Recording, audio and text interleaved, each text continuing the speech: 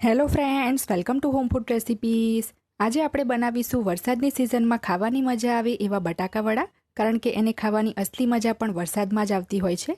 બટાકાવડા નાના મોટા દરેકને ખૂબ જ પસંદ આવે છે અને બનાવવામાં પણ એકદમ સરળ છે. પણ જો તમારાથી આ બટાકાવડા પરફેક્ટ ના બનતા હોય તો આજે હું તમને પરફેક્ટ માપ અને પરફેક્ટ રીત સાથે એને બનાવવાનું શીખવાડીશ, જેને તમે ગ્રીન ચટણી કે કેચઅપ સાથે કે પછી પાઉંની અંદર મૂકીને પાઉંવડા બનાવીને પણ ખાઈ શકો છો. તો ચલો એને બનાવવાનું શરૂ કરીએ. સૌથી પહેલાં આપણે બટાકાવડા માટે બટાકાનો મસાલો બનાવી લઈશું. એ માટે ગેસ ઉપર એક પેનમાં આપણે 2 ટેબલસ્પૂન એટલે કે 2 મોટી ચમચી તેલ ગરમ કરીશું. તેલ થોડું ગરમ થઈ જાય એટલે 1 ચમચી રાઈ અને અડધી ચમચી વરિયાળી ઉમેરીશું. 1/4 ટીસ્પૂન એટલે કે 5 ચમચી જેટલી આપણે એમાં હિંગ ઉમેરીશું. 12 થી 15 આપણે એમાં મીઠા લીમડાના પાન ઉમેરીશું અને બરાબર આપણે બધું મિક્સ કરી લઈશું. વરિયાળી આ બટાકાવડા બનાવતી વખતે તમે ચોક્કસ એડ કરો, એનાથી ખૂબ જ સરસ ટેસ્ટ આવશે વડાનો.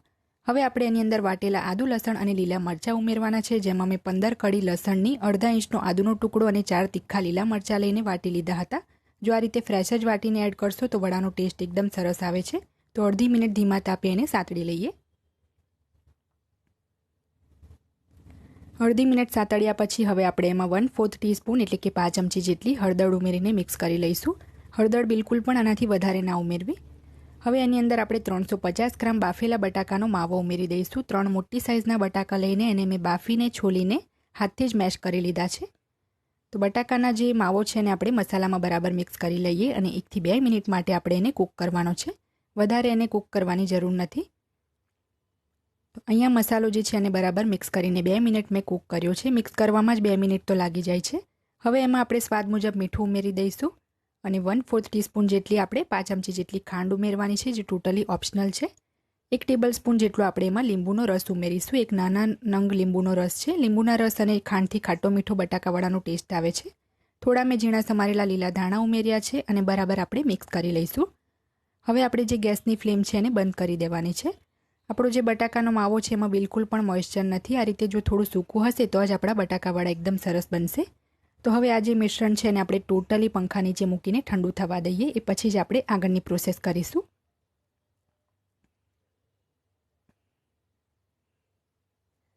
હવે આપણે બેસનનું ખીરું બનાવી લઈએ. એ માટે એક બાઉલમાં આપણે 1 કપ જેટલો બેસન ઉમેરીશું, જે ગ્રામમાં 80 ગ્રામ છે. 2 ટેબલસ્પૂન જેટલો એમાં ચોખાનો લોટ ઉમેરીશું. એનાથી જે બટાકાવડાનું આઉટર લેયર છે એકદમ સરસ ક્રિસ્પી બને છે. 5 ચમચી જેટલી આપણે એમાં હળદર ઉમેરી દઈએ. સ્વાદ મુજબ એમાં આપણે મીઠું ઉમેરીશું. અહીંયા મેં 1/4 ટીસ્પૂન જેટલું જ મીઠું ઉમેર્યું છે અને જે કપથી આપણે બેસન માપ્યો હતો એ જ કપથી આપણે અડધો કપ ભરીને પાણી એડ કરવાનું છે. તો થોડું થોડું કરીને આપણે પાણી એડ કરીશું અને મીડિયમ થીક કન્સિસ્ટન્સીનું આપણે ખીરું બનાવીશું.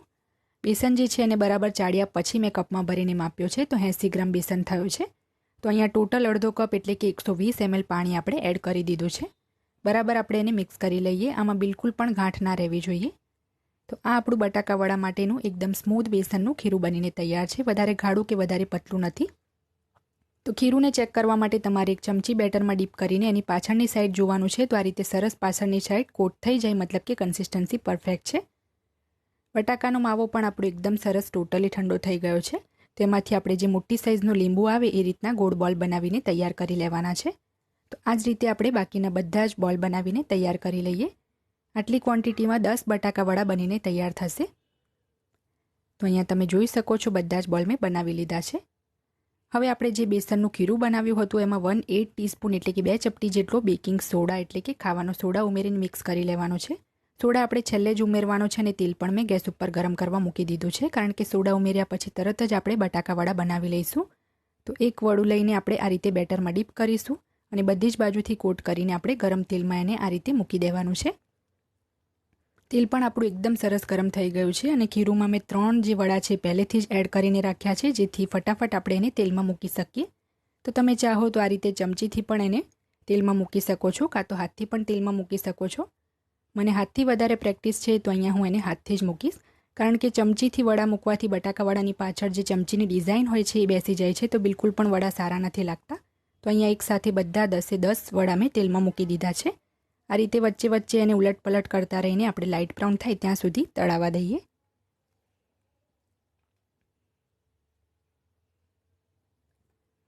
તો આપણા વડા જે છે અહીંયા એકદમ સરસ લાઇટ બ્રાઉન થઈ ગયા છે. 3 થી 4 મિનિટનો સમય લાગ્યો છે.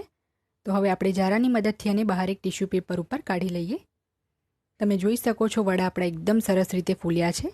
તો બાકીના વડાને પણ આપણે આ જ રીતે બહાર કાઢી લઈએ અને જ્યારે તમે વડા તેલમાં મૂકતા હોય ત્યારે તેલ એકદમ સરસ ગરમ હોય એ વાતનું તમારે ખાસ ધ્યાન રાખવાનું છે. તો ઉપરથી એકદમ ક્રિસ્પી અને અંદરથી સોફ્ટ બટાકા વડા તમે પણ ચોક્કસ બનાવજો. ફ્રેન્ડ્સ, જો તમને મારી આજની આ બટાકા વડાની રેસીપી પસંદ આવી હોય તો મારા વિડીયોને લાઇક કરી, શેર કરી, ચેનલને સબસ્ક્રાઇબ જરૂરથી કરજો. પાસે આવેલા બેલ આઇકનને પણ દબાવજો જેથી તમને મારા દરેક નવા વિડીયોની નોટિફિકેશન મળતી રહે. અને જો તમારે મારી આ જ રેસીપી હિન્દીમાં જોવી હોય તો મારી હિન્દી ચેનલ ઉપર જઈને જોઈ શકો છો, જેની લિંક મેં વિડીયોની નીચે ડિસ્ક્રિપ્શન બોક્સમાં આપી છે. તો મળીએ નેક્સ્ટ વિડીયોમાં. ત્યાં સુધી આવજો.